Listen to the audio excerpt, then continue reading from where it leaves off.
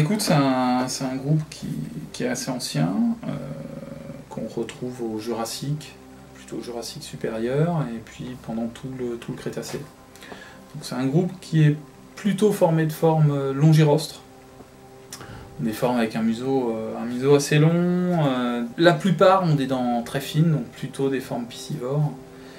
Mais on a quelques formes un peu plus robustes, dont le célèbre Sarcosuchus, j'en dirais, peut-être je regarderai pour la fin. Donc des formes qui se diversifient pas mal au Crétacé. On n'atteint jamais une diversité exceptionnelle, hein.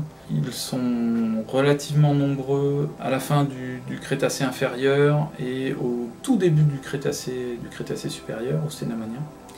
Et ils s'éteignent d'ailleurs au Cénomanien turonien. Les derniers que l'on pensait connaître d'ailleurs étaient du turonien. On pensait qu'ils s'éteignaient à ce moment-là parce qu'il y a une grande crise à cette période-là. C'est une grande période d'anoxie dans les océans.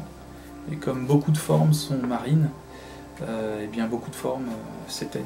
Il y a notamment beaucoup de formes en Amérique du Nord à cette période-là qui s'éteignent. Et voilà, on pensait qu'ils s'éteignaient à ce moment-là. Et puis il y a un article qui est sorti il n'y a pas longtemps par des auteurs excellents, dont je fais partie, mais c'est pas du tout pour ça que je dis que les auteurs sont excellents, évidemment. Non, plus sérieusement, c'est effectivement, on avait trouvé des restes, on n'a que du post-crânien d'ailleurs, pas de crânien. Une scapula, donc c'est l'omoplate, avec des ostéodermes. Et les ostéodermes chez les Pholidosaures, ils sont vraiment très caractéristiques.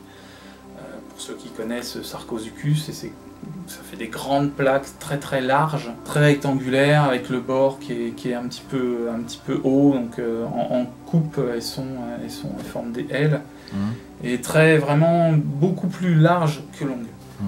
C'est vraiment typique, et on a retrouvé ça dans du danien du Maroc. Entre le turonien qui doit être, ça doit être 90 millions d'années, et puis le danien où on est à une soixantaine de millions d'années, ça fait quand même... Ça fait une belle lignée fantôme. Voilà. Ouais. Une belle lignée fantôme. Et donc il y a effectivement, on crée une lignée fantôme du coup, et on trouve un spécimen d'ailleurs, on n'en a qu'un, et donc une espèce qui traverse en plus la crise Crétacé-Tertiaire. Donc un groupe de plus qui traverse la crise. Donc c'est vraiment intéressant.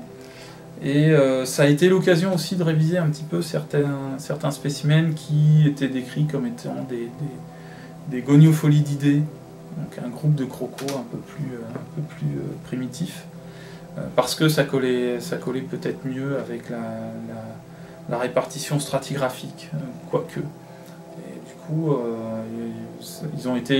on a pu réattribuer certaines formes. Et un spécimen qui avait été décrit comme étant un dirosaure, donc le groupe dont je parlais une autre fois, du maastrichtien, et en fait c'est pas du dirosaure, c'est bien du pholidosaure. Donc je pense qu'une des raisons pour laquelle il avait été décrit comme du dirosaure, c'est que les dirosaures sont connus au maastrichtien et les pholidosaures ne l'étaient pas. Et donc le fait qu'on en trouve au danien permettait d'envisager la possibilité qu'il y ait du pholidosaure fin du Crétacé. Donc voilà un groupe qui traverse la crise cathée, des morphologies très variées. On a Sarcosuchus, qui lui est vraiment pas du tout marin, lui il est vraiment dans le milieu d'eau douce, plutôt estuaire, donc une forme gigantesque, 10-11 mètres.